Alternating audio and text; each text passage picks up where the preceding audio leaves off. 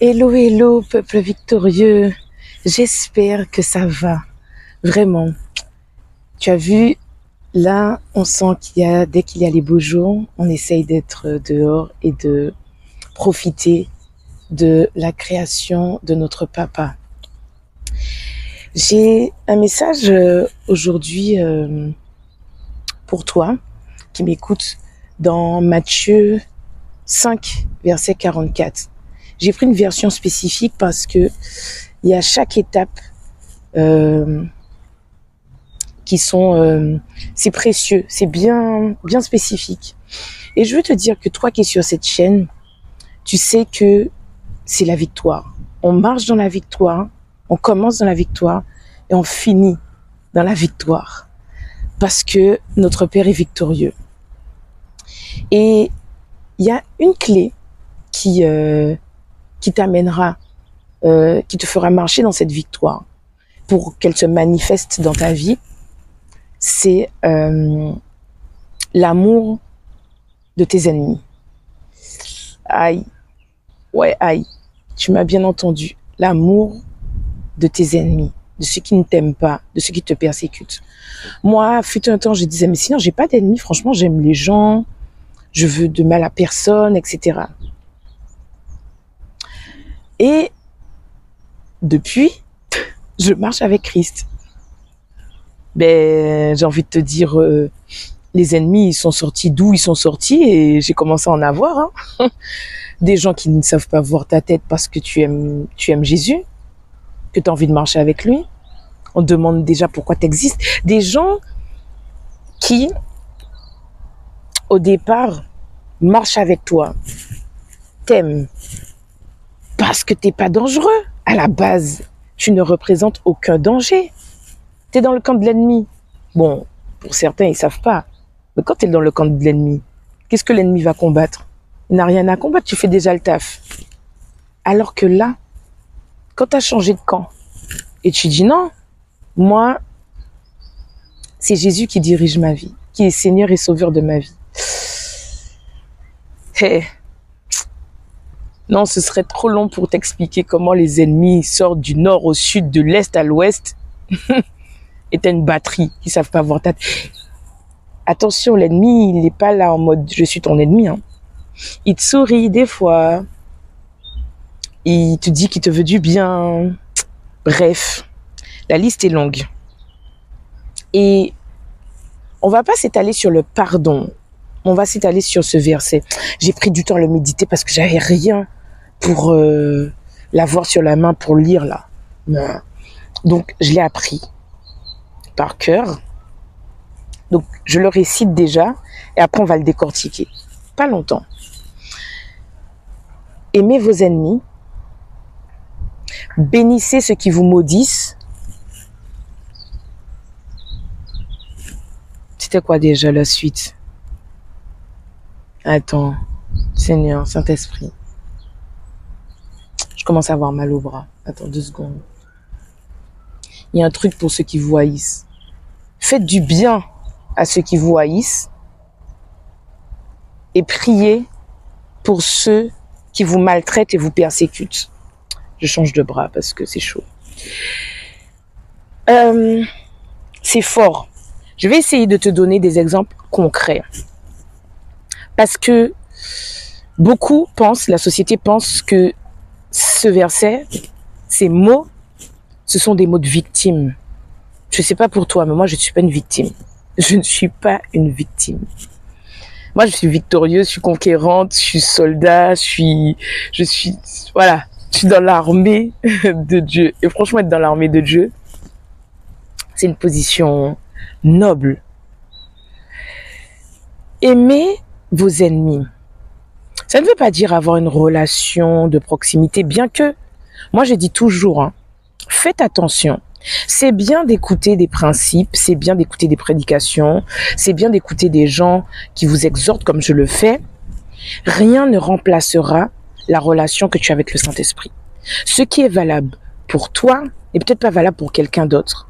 Donc quand je dis ne pas avoir une relation de proximité, pourquoi? Parce qu'il y a 2 objectifs à cela dans ce verset.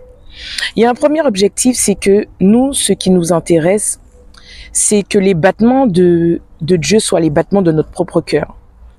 Et c'est donc amener les âmes à Christ. Donc la personne peut être ton ennemi dans un premier temps, mais ton objectif, c'est d'amener cette âme à Christ. Et souvent, l'ennemi va faire de telle sorte à ce qu'il y ait de l'inimitié entre vous, que vous ne vous supportiez pas, pour ne pas amener cette âme à Christ. Toi, c'est ton objectif. Donc, tu ne penses pas comme tout le monde. Tu ne fais pas comme tout le monde. Deuxième objectif, qui est dit dans la parole de Dieu, il fera de tes ennemis ton marchepied.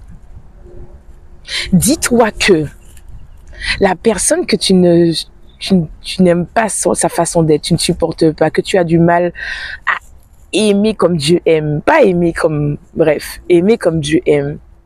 Dis-toi que cette personne, c'est peut-être un moyen pour Dieu d'accéder à ta promesse et à ta bénédiction.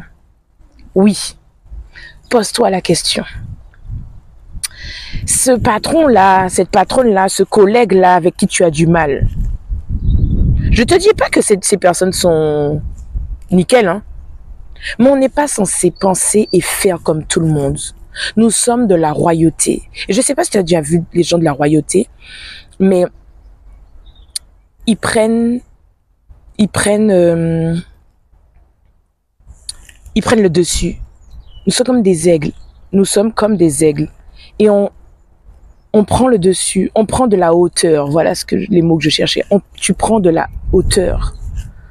Donc, tes prières sur ces personnes vont faire de telle sorte à ce que tu aies de la compassion pour cette personne. Donc, il y a le fait d'aimer ses ennemis, de bénir ceux qui te maudissent. À toi, tu n'auras jamais d'enfant. Mais tu dis, moi, je bénis l'Éternel à ce que tu puisses en avoir. La personne aura honte. La personne aura honte. Se dire, mais d'où elle sort cette personne? Moi, je représente Christ. Moi, je ne sais pas qui tu représentes, mais moi, je représente Christ.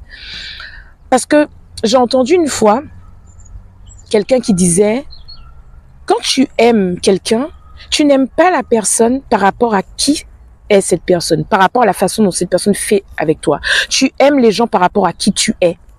Si Dieu nous aime, c'est par rapport à qui il est. C'est pas par rapport à ce que nous faisons, c'est par rapport à qui il est lui. Donc, n'agis pas en fonction des autres. Agis en fonction de qui tu es. Et comme nous ne sommes pas n'importe qui, sache ce qui est à l'intérieur de toi. Faites du bien à ceux qui vous haïssent. Il y a des gens qui vont ne te supporter. Fais une offrande. Apporte-le. J'étais dans un boulot, il y a mes collègues, les 3/4 de mes collègues ne savaient pas voir ma tête. Le Saint-Esprit a mis dans mon cœur, offre-leur des bouquets. La relation, on n'était pas les meilleurs amis. Mais quand je suis sortie de là, je suis sortie de là avec la tête haute. Je sais qui je représente. Parce que je suis ambassadrice de Christ. Je sais pas qui vous êtes vous, hein, mais moi je sais qui je représente. Moi je sais à quelle famille j'appartiens. Et je ne suis pas n'importe qui. Désolée. Là est ma fierté justement. Il t'a dit si tu veux mettre ta fierté, mets ta fierté dans le Seigneur. Ma fierté n'est pas dans ce que je possède, dans mon apparence, dans ce que quoi que ce soit. Ma fierté est dans qui je représente. Et je représente Christ. Tu vois, avec style, avec classe, on représente le roi des rois. Et le dernier, priez pour ceux qui vous maltraitent et ceux qui vous persécutent.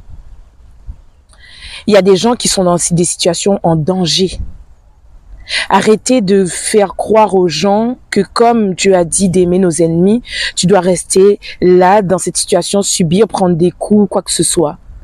Sors du danger. Attendez, je tremble. Sors du danger, écarte-toi du danger et prie pour ceux qui te maltraitent et te persécutent. Parce que ce que ton corps ne peut pas faire, ce que ta bouche ne peut pas faire, ce que tes mains ne peuvent pas faire, tes genoux peuvent faire. Parce que l'Éternel combat pour toi. C'est ce que j'avais à partager avec toi. Que le Saint-Esprit te fortifie. Et je rejoins ma sœur Oriane. L'année n'est pas finie. Je veux dire merci à Dieu. Je veux remercier l'Éternel d'avoir mis ces femmes sur mon chemin dans ma vie. Jessie, Darlia, Oriane, Et justement, il est temps aussi de célébrer les gens que tu n'aurais jamais pensé avoir dans ta vie, parce que tu ne sais pas de quoi est fait demain. Je te dis grâce et faveur sur ta vie, sois béni et prospère. Prospère à tous égards comme prospère l'état de ton âme. Tu es victorieux, tu es victorieuse. Dans le nom de Jésus. Amen.